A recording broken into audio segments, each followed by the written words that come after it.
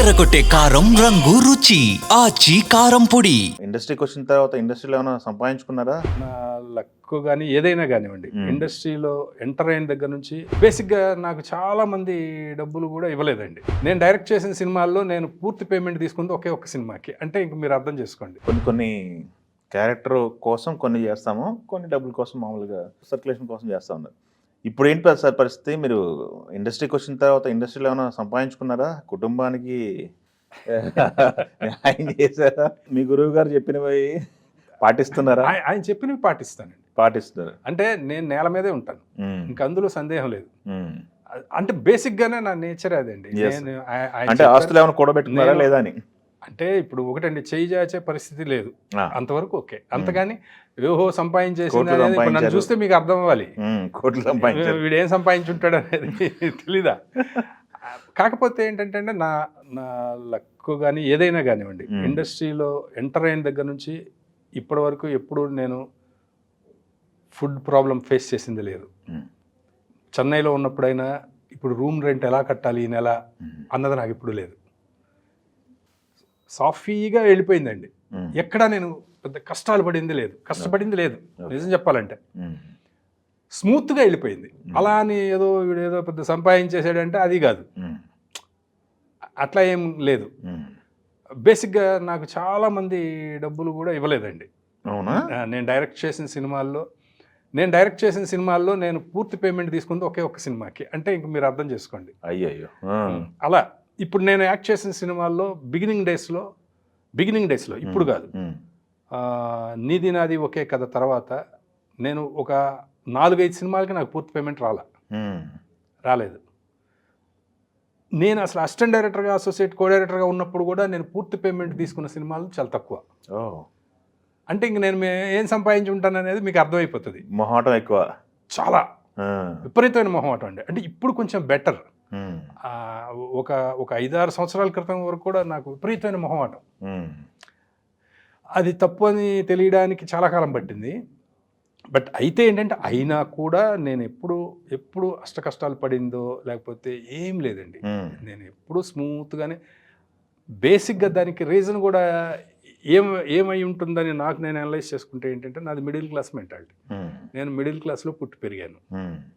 బేసిక్గానే ఆర్భాటం అంటే నాకు ముందు నుంచి కూడా నాకు ఇష్టం లేదు. ఈవెన్ పెళ్ళిళ్ళు కానీ అవి కానీ ఇవి కానీ కూడా నేను ఏ ఆర్భాటం లేకుండా పెళ్లి చేసుకున్నాను. 5 నిమిషాలు పెళ్లి నాది. ఆర్భాటం వద్దని, ఆర్భాటం అంటే నాకు ఇష్టం లేదండి మొదటి నుంచి. నేను ఎప్పుడు పెద్ద ఏదో మీకంటే ఆర్భాటం వద్దనుకున్నారు, అవతల మిమ్మల్ని పెళ్లి చేసుకునే వాళ్ళు. నేను చెప్పానండి, ఇది లవ్ మ్యారేజ్ కాదండి, అరేంజ్డ్ మ్యారేజే. నేను వాళ్ళని కూర్చోబెట్టి చెప్పాను, వాళ్ళ పెద్దవాళ్ళని కూర్చోబెట్టి చెప్పాను అనమాట.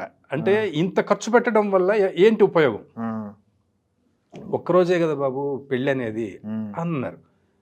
అదే ఒక్కరోజు దానికి ఎందుకు ఇంత ఖర్చు పెట్టడం అనేది నా పాయింట్. అంతే కదా, ఆ డబ్బు వేస్ట్ కదా. ఓకే, కోట్లు ఉన్నవాళ్ళు వాళ్ళు పెట్టుకుని చేస్తే వాళ్ళ ఇష్టం.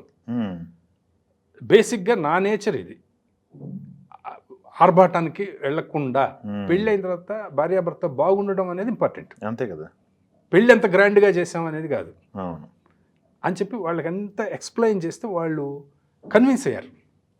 కన్విన్స్ అవ్వడం గొప్ప. కన్విన్స్ అయ్యారండి. కన్విన్స్ అయ్యి నేను రిజిస్టర్ మ్యారేజ్ చేసుకుంటానని చెప్పాను. సరే బాబు అన్ను ఒప్పుకున్నారు. తర్వాత ఏంటంటే గుళ్ళో తాళి కడతారా అని అడిగారు. అయ్యో దానికే ఉంది, మీరు దీనికి ఒప్పుకున్నారు కదా దానికి అని.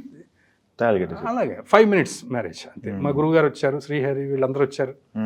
ఇక్కడే హైదరాబాద్లో ఎల్బీ నగర్లో టెంపుల్లో వాళ్ళందరూ వచ్చారు.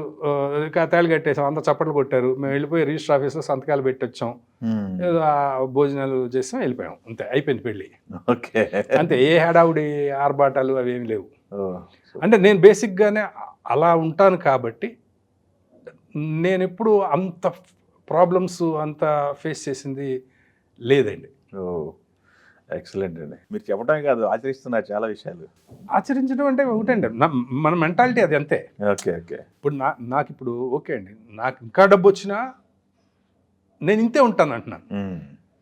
ఇంకా డబ్బు వచ్చినా కూడా నేనేమి విచ్చలవిడిగా అది లేదు నాకు. ఉన్నా లేకపోయినా ఎప్పుడు ఒకేలా అంతే ఉంటాను అంతే. Super super sir. అది నేచర్, అది అంతే. ఎక్సలెంట్ అండి. ఏం చేస్తున్నారు సార్? పిల్లలు ఏమన్నా చదువుతున్నారా? మా పెద్ద బాబు బీబీఏ అయిపోయిందండి, అయిపోయిందా? ఇప్పుడు ఎంబీఏ చేయాలి. చిన్న బాబు బీబీఏకి వచ్చాడు.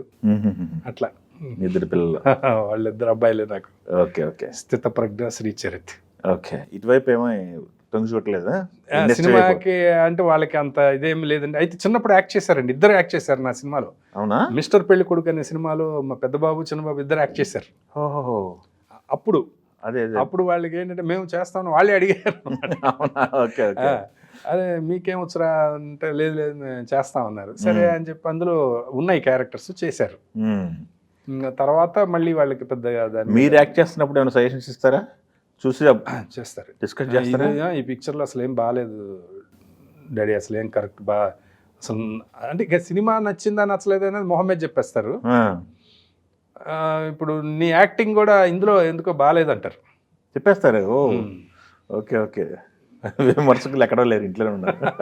అది చెప్పేస్తారు. ఓకే.